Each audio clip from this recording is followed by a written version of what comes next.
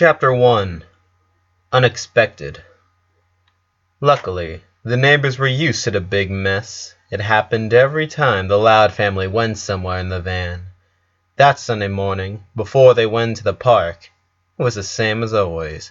"I take the front." "No, you take the back." "I want the window." "This seat smells worse than Lena." "Hey, nothing smells worse to me." "I like this seat. The lack of space makes me feel like I'm in a coffin." "Nice try, Luna, but I want the back seat and I'll get it." "You can't always get what you want, sis. If you don't want, back off. Right now, you'll end up in that guy who lost his left hand and left foot." "Wow, Luann, that was way too harsh." "Why, he's alright now." "Get it? You're not even trying, aren't you?"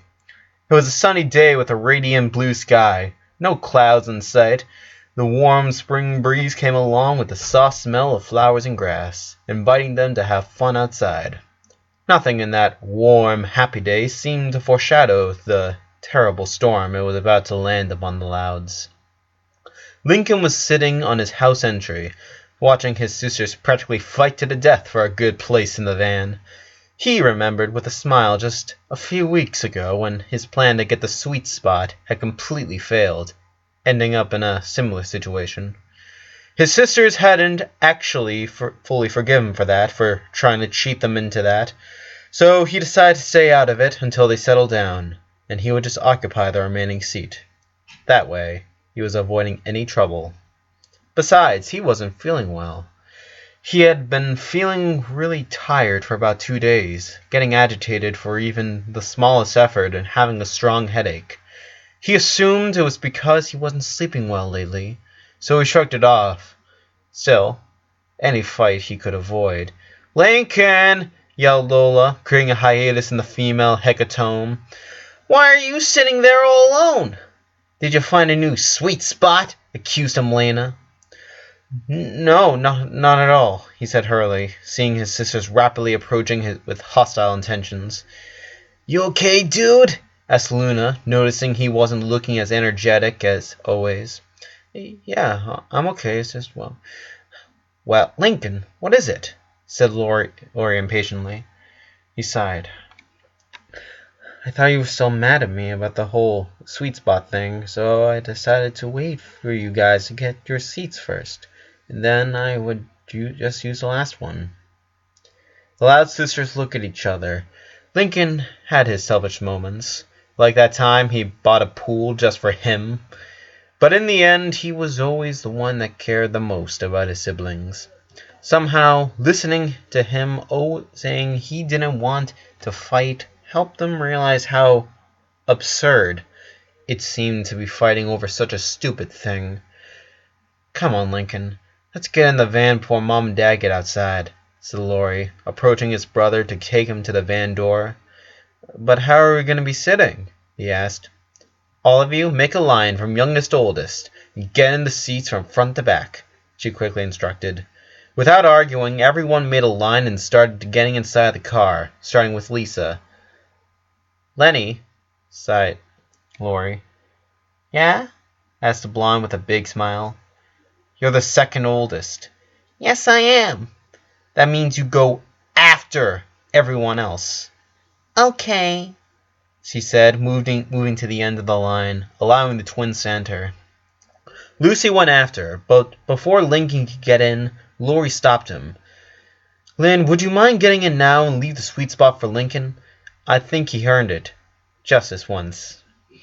"But Lynn stopped halfway through her sentence as Laurie glared at her. "I mean, of course, brother. You deserve it."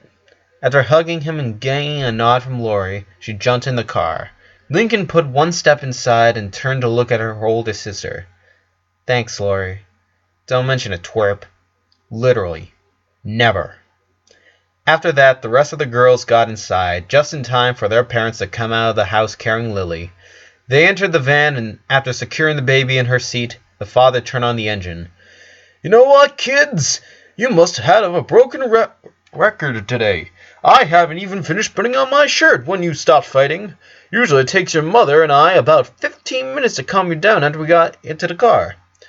And you would have taken longer this time," excitedly said Elena. "It was a slaughter." But then I saw Lincoln all sad on the entry, and then we stopped fighting, quickly added Lola. So it was actually thanks to me that everything ended so fast. You can thank me later. What happened, Lincoln? Asked Mr. Loud, looking at his son through the mirror. Lincoln was about to answer him, but Lucy spoke first. He made us realize how pointless and vain our disputes was. Just like how everything we do in our life, it's iniquitous, for it does not change our final destiny. Death. Too dark, sis, said Luna. Lucy's right about the first thing. The second thing was literally too weird. Lincoln didn't want to fight with us for a place in here, so we stepped aside, and that made us realize how dumb the whole thing was. The parents looked at each other, surprised about what Lori was telling them. Wow, Lincoln, that was really mature, said Miss Loud. Thanks, Mom, said the boy with a smile. I mean it. Maybe you are ready for the grown-up table after all. No, he's not, replied the 10 sisters in chorus. Thanks for the support, sarcastically said Lincoln. If I'm not on the grown-up table, it's just because I don't feel like giving up dessert yet. If I actually wanted to be there, I could totally do it. Lincoln, it's clear you're not ready for the grown-up table, said Lynn with a sense of superiority. That's enough. No more arguments until we reach the park, finally said Mr. Loud, ending the discussion. While the chaos inside the van started to appear with the twins fighting each other, Luna with her headphones at maximum volume, and Lynn looking for an excuse to hit him, Lincoln began to think about what his sisters had said. It was true that he recently had made everything to get in the grown-up table, and the episode had ended up badly. But it was really because he sabotaged himself. Acting all grown-up was really boring. He preferred the jokes, the yelling, and even the food fights that he had in the little one's table. He didn't want to quit on those things. Why rush having to grow up to get to the grown-up table? He was a kid after all. He would have time to grow up. Fortunately, they got to the park in a few minutes. While their parents took Lily to the nearest sandbox, the rest of the children started drifting apart. Lisa found an anthill and started taking notes on the ants' behavior. Lola and Lena went to the slides and swings, trying to get along with the rest of the kids their age. Lucy looked for a lonely place where no one would bother her while she wrote her dark poems. Lynn started running with the soccer ball until she found a couple of boys playing a match and decided to join them. Luna started playing her guitar on top of a bench with a couple of people watching her, and Luann decided to record everything in case something funny happened, like Luna stage diving right to the ground. Lori and Lenny sat under a tree. While Lori was busy texting with Bobby, Lenny found herself surrounded by a bunch of boys trying to oppress her and get her number.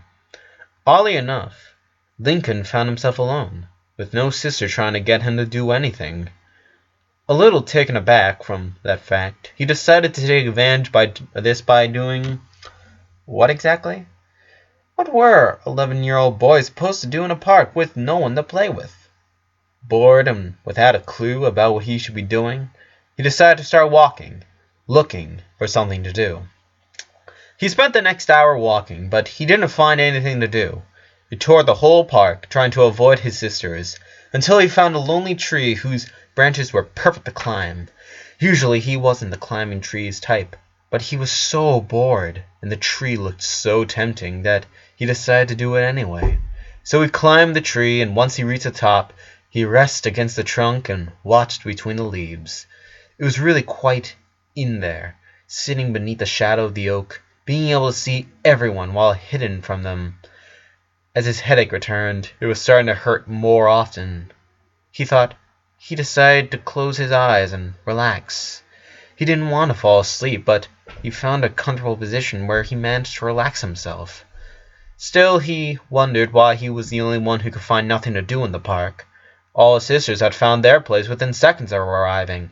Lisa, Lucy, and Lori maybe enjoyed more being alone, being undisturbed, but the rest had managed to get along with people they didn't know without even trying. A feeling he was lately trying to ignore came to his mind. An awful sensation that he was the only one that wasn't good at anything in this house. That incident with the trophy case was still in his mind.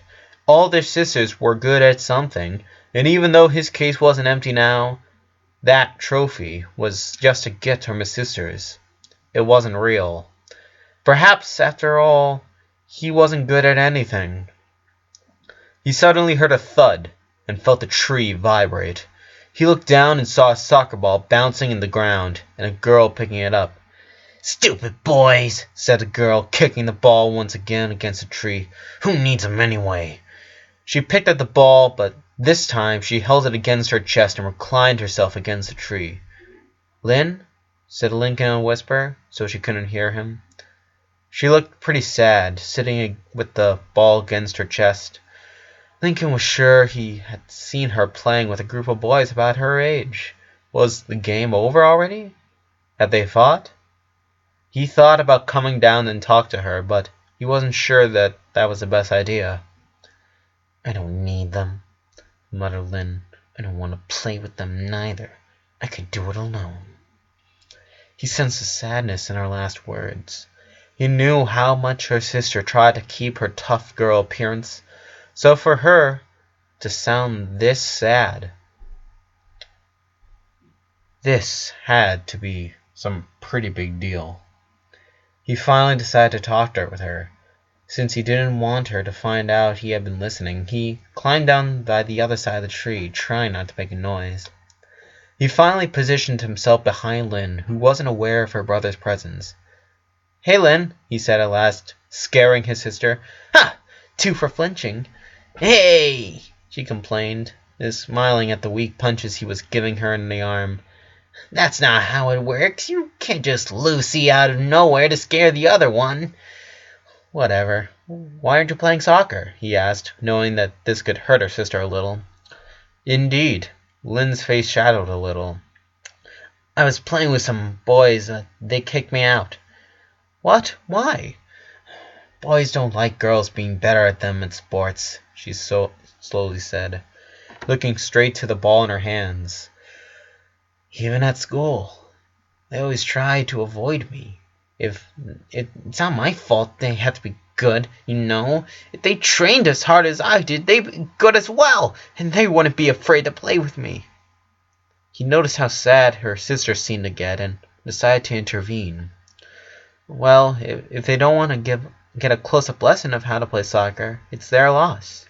Who needs them anyway?" Lynn looked up with a shy smile on her face. "Thanks, Lincoln. But some sports are meant to be played by more than one person. That's what I'm here for." The big smile Lynn gave him made Lincoln feel really happy. "You mean it? Of course. Let's kick it up, shall we?" Lynn quickly stood up and kicked the ball forward.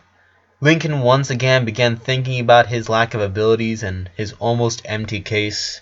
Perhaps, after all, he was good at being a brother to his sisters. He really liked that thought. He liked the feeling that he could make his sisters happy. Perhaps he wasn't as useless as he thought he was. He started playing with Lynn, chasing her around the park, trying to get her and steal the ball. But she was very good, fast, and skilled, so he could barely keep up with her. The very few times he managed to steal the ball, he could only keep it for some seconds before he lost it again. Even though he didn't have her sister's stamina, all these years helping her practice did their thing, and he could usually keep up for about 20 minutes before getting tired. But that day, little after 10 minutes, Lincoln stopped, barely being able to stand up. His heart was beating incredibly fast and strong, like it was trying to escape from his chest. He was breathing hard, not being able to recover from the effort, and his head was killing him once again. He couldn't believe he was this bad after only 10 minutes. "All right, Lynn, you win. Can we play something more still?" "You gotta work up, bro," she said while doing tricks with the ball. "Stay right there. Let's practice long passes, okay?" Okay, you go while I try catch my breath. Lynn walked away about 30 meters before preparing the ball. Here it goes! With a strong kick, the ball went up into the air, landing right in front of Lincoln. Since stopping the ball was his greatest weakness, he cheated and used his hands to catch it. Lynn yelled at him something about not being practiced for goalkeeper, but he could barely listen to her. He was feeling dizzy, and although it was a strange sensation, it was like everything started moving in slow motion. He could still feel his heartbeat pounding in his chest, like his heart didn't know he wasn't running anymore. Come on, kick it back! With a lot of effort, Lincoln managed to kick it, but he couldn't give it as much strength as he intended to. The ball didn't even leave the ground. It slid all the way to Lynn, who stopped it with her soul. He saw that she was saying something, but this time he didn't even hear it. He took a hand to his head, which was hurting him almost as bad as his chest. He didn't remember ever feeling so much pain, and yet he wasn't able to react properly. He was standing still, with his gaze lost, completely dazed. He saw Lynn kicking the ball. He watched it getting nearer and nearer, all in slow motion. He knew what was going to happen way before it did, but he couldn't even think about touching it. With a thud, he fell backwards on the ground, the ball bouncing right next to him. He felt some sore in his forehead, but it was indistinguishable from the overall pain he was feeling. He couldn't even move anymore. All he could see was the blue sky and some trees in the background. Link, are you okay? He heard before Lynn's face appeared in front of him. She looked worried. Lincoln, you're bleeding! You hear me, Lincoln? It seemed that Lynn was shaking his shoulder, but he couldn't answer her.